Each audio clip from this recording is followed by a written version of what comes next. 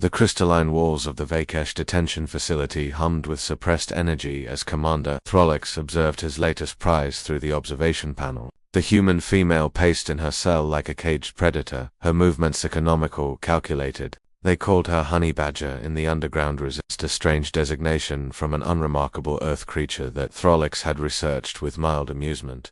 Riley stopped mid, her dark eyes finding the hidden camera with unnerving precision. A smile played at her lips, but it held no warmth. Only promise. You have captured the terrorist known as Honey Badger, Throlix announced to his assembled officers, his mandibles clicking with satisfaction. The human resistance loses its most effective operative today. This victory will break their spirit. What the commander didn't notice was the small human child in the adjacent holding area. 10-year-old Jameson sat cross-legged on the floor, seemingly absorbed in tracing patterns on the smooth surface. But when Throlix made his declaration, the boy's head snapped up. His smile was knowing, almost pitying. Now you've done it, Jameson whispered to himself. Throlix had studied human psychology extensively. He knew about their emotional attachments, their protective instincts toward their young, their supposed irrationality under stress. He had arranged Jameson's capture specifically to control Riley, to break her legendary composure. The child was unharmed, merely leverage. Bring the female to interrogation chamber 3, Throlix ordered. Ensure she can hear the child. Humans are predictable when their offspring are threatened. But Jameson wasn't Riley's child. He was her handler. In the interrogation chamber. Riley sat motionless as Throlix circled her, his forearms gesturing expressively. The translator rendered his speech into flat, mechanical English. You will provide access codes to the resistance network, he said, or the child suffers. Riley's expression didn't change. She simply glanced at the speaker in the corner, the one broadcasting Jameson's holding cell. Throlix interpreted this as maternal concern. He was catastrophically wrong.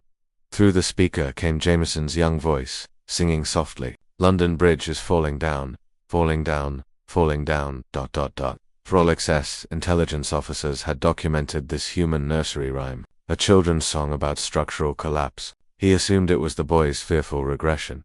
Riley's smile widened. Commander, do you know why they call me Honey Badger? Because of your stubborn resistance, Throlix replied confidently. Your species has many colorful names for no. Riley leaned forward, her restraints creaking. Honey badgers are fearless because they have nothing to lose. They're nature's most suicidal fighter, but that's not why I earned the name. Jameson's singing grew louder. London Bridge is falling down, my fair lady. I earned it, Riley continued, because honey badgers don't hunt alone when they don't have to. And because we're really, really good at breaking into places we don't belong. The lights flickered. Throlix's communicator erupted with panicked reports. Breaches in sectors for 7 and 12. The detention facility's shields were failing. Impossible, the perimeter was impenetrable. You think you captured me? Riley laughed, a sound like breaking glass. Commander, you invited me in. Every scan you ran, every security protocol you checked, I passed them all because I wanted you to bring me here.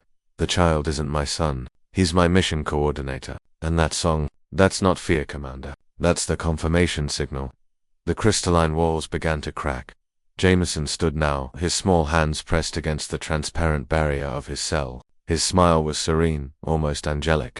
Through his seemingly innocuous translator device, the one Throlix's security had scanned and cleared, he had been broadcasting coordinates and structural weaknesses for the past 6 hours. Honey badgers travel in teams, he said to his guards, who were now scrambling toward the exits. And humans, we protect our young by making them smarter than our enemies. The boy wasn't just a coordinator, he was a prodigy engineer who had mapped the facility's entire power grid through passive observation. Every scan, every energy signature, every quantum fluctuation his modified brain had absorbed and calculated it all. The ceiling exploded inward. Riley's restraints dissolved as the facility's powered grid collapsed in cascading failure. She caught the plasma cutter that dropped from the breach, above thrown by unseen hands, and carved through the interrogation chamber door in 3 swift strokes. Throlix drew his weapon, but Riley was already moving. She wasn't enhanced, wasn't augmented. She was simply human, and humans had evolved as pursuit predators with unmatched endurance and pattern recognition. She read his body language before his neural impulses completed, dodging his shot and closing the distance. You wanted to study human unpredictability, she asked, her hand on his weapon. Here's lesson 1. We're not unpredictable. We're just playing a longer game than you can see.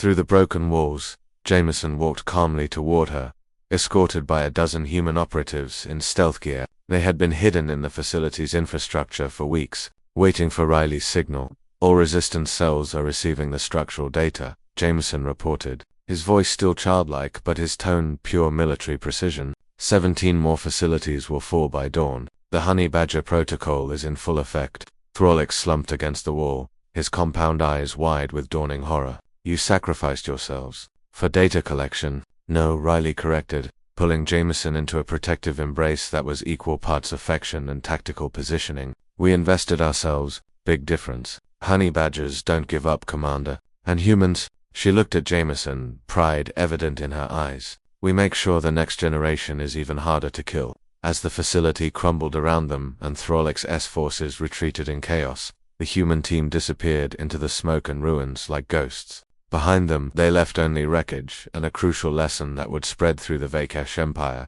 Never trap a honey badger, and never ever underestimate a human child. In the end, it wasn't humanity's strength that won battles. It was their terrifying willingness to plan generations ahead, to sacrifice comfort for advantage, and to smile while they did it. Jameson looked back once at the ruined facility. Now they've done it, he said softly. Riley nodded. Now they've all done it. The resistance had what they needed, and humanity's war was just beginning.